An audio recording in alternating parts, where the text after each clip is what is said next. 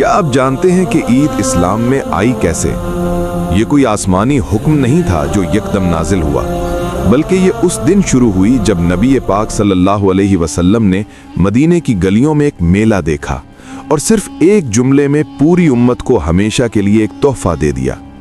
وہ جملہ کیا تھا؟ مدینہ منورہ کا ایک خوبصورت دن تھا۔ نبی پاک نے دیکھا کہ لوگ کسی خاص دن بہت خوش ہیں، کھیل کود ہو رہا ہے، رونق ہے، میلہ سا لگا ہوا ہے۔ آپ صلی اللہ علیہ وسلم نے پوچھا، یہ کیسا دن ہے؟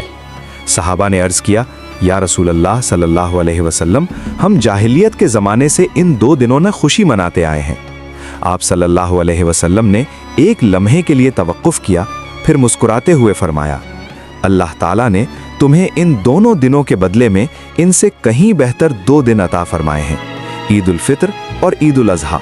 بس اسی ایک جملے سے اسلام میں عید کا آغاز ہوا، نہ جبر نہ پابندی، بلکہ ایک بہتر خوشی کا تحفہ۔